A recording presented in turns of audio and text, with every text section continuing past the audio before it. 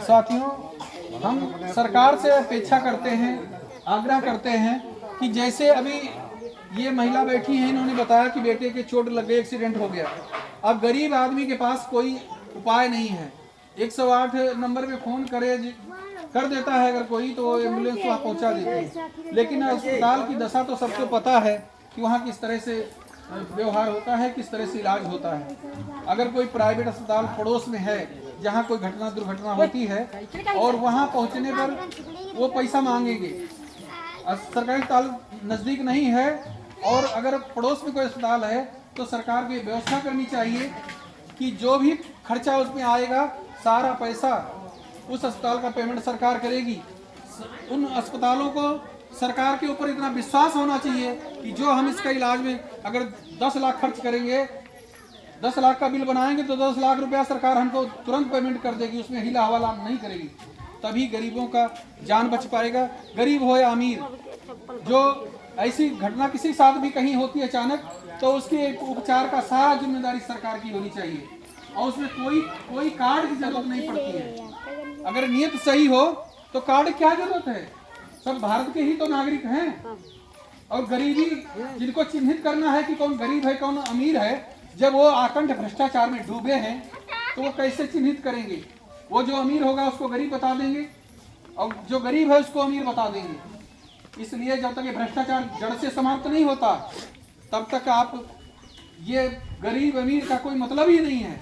सबको ऐसी व्यवस्था उपलब्ध होनी चाहिए कि सब जी सकें, इस माहौल में रह सकें। प्राइवेट स्कूलों की इतनी बुरी दशा है, वहाँ स्कूल जब सरकारी स्कूलों में पढ़ाई नहीं होती, हर गरीब आदमी, वो चाहे रिक्शा चलाने वाला हो, मजदूर हो, वो भी ये सोचता है कि हम अपने बच्चों को प्राइवेट स्कूल में भेजेंगे। वहाँ की फीस, वहाँ का कोर्स सब अलग अलग है। इतना है कि वो गरीबों की पहुँच से बाहर है, फिर भी गरीब आदमी आपके स्कूलों की दशा खराब होने के कारण उन स्कूलों में पढ़ाना चाहता है, अपने बच्चों को अच्छी शिक्षा दिलवाना चाहता है। वो सोचता है कि हम मजदूरी कर रहे हैं लेकिन हमारा बेटा मजदूरी ना करे, इसलिए वो पेट काट करके भी अपने बच्चों को प्राइवेट स्कूल में पढ़ाना चाहता है। आपके द्वारा यदि सरकारी स्कूलों की व्यवस्था सही कर दी जाए, वहाँ अच्छी पढ़ाई होने लगे, तो क्यों प्राइवेट स्कूलों में कोई भेजना पसंद करेगा? और प्राइवेट स्कूल और सरकारी स्कूल सब एक समान हो जाएं तो जहाँ फीस नहीं पड़ेगी, जहाँ कम फीस पड़ेगी, वहीं लोग अपने बच्चों को पढ़ाएंगे। गरीब लोग तो यही करेंगे।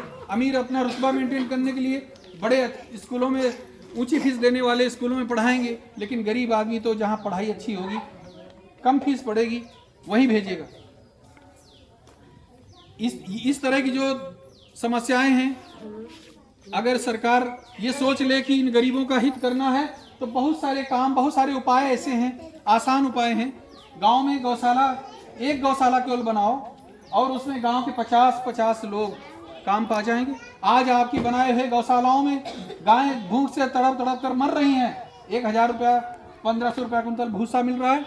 वो वहाँ पर अगर 500 गाय बंद है तो भूसा वहाँ पर 50 कुंटल भी नहीं है, 2-4 कुंटल पड़ा है, एक दिन में 4 गाय खा सकती है और वो बंधी रहती हैं, मरती रहती हैं उसी में, फिर मर के जब गिर जाती हैं, सड़ जाती हैं, उसी में गांव पड़ोस में जो होते हैं वो दुर्गंध के मारे परेशान होते हैं। जीवित गायों को कुत्ते नोचते रहते हैं। ऐसी व्यवस्था, ऐसी गौशाला, ऐसा पुण्य किस काम का? गौशाला अगर गांव में ईमानदारी से बनाई जाए तो उसमें सरकार को 30 रुपए की भीख देने की जरूरत नहीं पड़ेगी।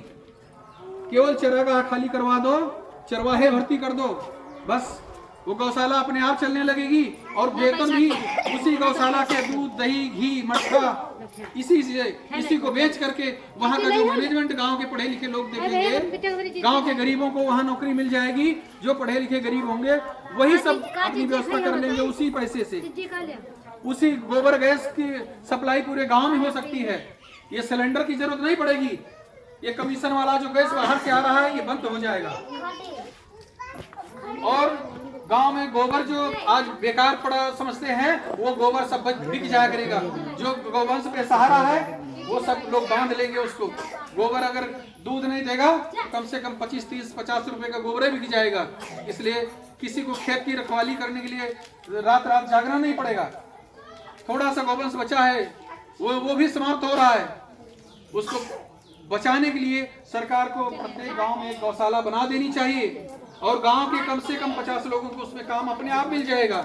उसके उत्पादन से ही उसमें गोबर गैस से जो गैस तैयार होगी मीथेन गैस, उसके सिलेंडर रिफिल करने की व्यवस्था कर दी जाए।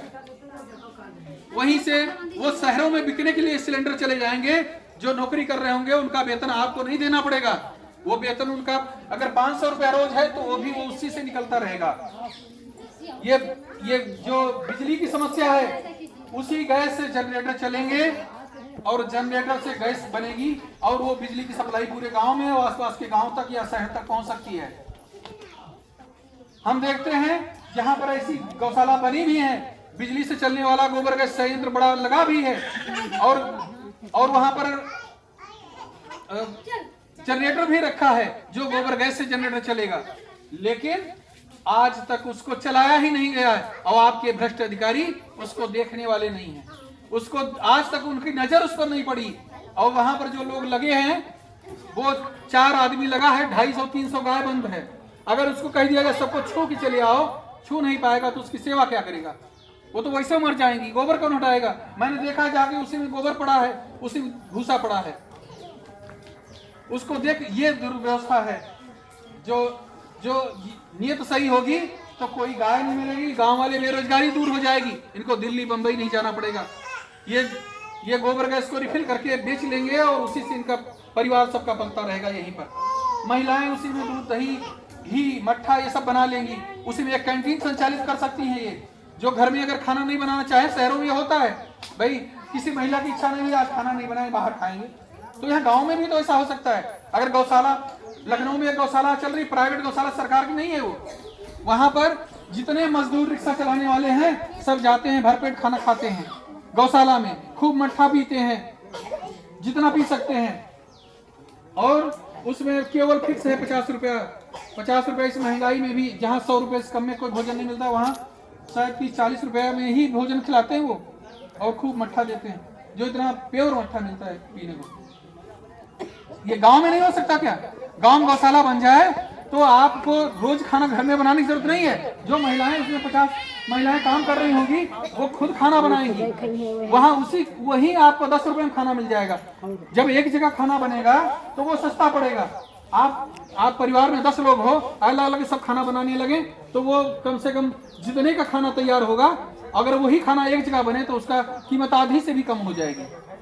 अगर कैंटीन गौशाला में चलने लगे तो गांव के लोग जो बहुत वैसे हो, अपना घर में बनाना चाहे बनाए, नहीं गरीब आदमी सब वहीं कैंटीन में 10 रुपए में भोजन कर सकता है भरपेट। उसको अलग से कुछ करने की जरूरत नहीं पड़ेगी और किसी का कोई एहसान नहीं होगा। लोग सब उसी में काम करेंगे, वेतन पाएंगे और गाय भी बचेगी, खेत भी बचेंगे और किसी तरह की कोई समस्या किसी के लिए नहीं आएगी। बताओ आप लोग इसमें कुछ गलत है? अगर गौशाला बन जाए गांव में, आप लोगों को काम मिल जाए, उसमें नौकरी मिल जाए, बिजली आने लगे, फिर बिजली की रास्ता नहीं देखनी पड़ेगी कि भाई कब बिजली आ रही पावर हाउस से। उसी जनरेटर, बड़े बड़े जनरेटर चलेंगे, उससे बिजली तैयार हो जाएगी। आपके घर में पाइप से गैस आती रहेगी, सिलेंडर भरवाने की जरूरत नहीं पड़ेगी। अब हम इन्हीं शब्दों के साथ अपनी बात समाप्त करते हैं। आप सब लोग सहमत है हमारी बात से कि नहीं? क्यों भाई, सहमत हो? तो कम से कम इस अन्याय का विरोध करने के लिए हमारा साथ दो। हम आपके साथ किसी प्रकार का अन्याय बर्दाश्त नहीं करेंगे, लड़ेंगे। अधिकारियों से, इन भ्रष्टाचारियों को इनकी औकात दिखाएंगे, इनके काले कारनामे इनके सामने रखेंगे। अब ये अगर आप नहीं चलोगे तो इसको कोई देखने नहीं आएगा। अगर आप चलोगे बीडीओ साहब पास, डीएम साहब पास, तो ये सब यहाँ बनना शुरू हो जाएगा। जो गलत हो रहा है, आपको बाल्टी में गंदा पानी भर के फेंकने के लिए तालाब तक नहीं जाना पड़ेगा। क्यों भाई? लगे जुड़े रहो, जुड़े रहो।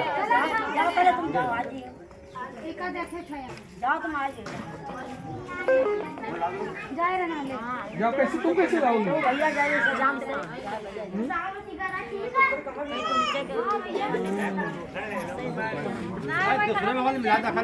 लाओ।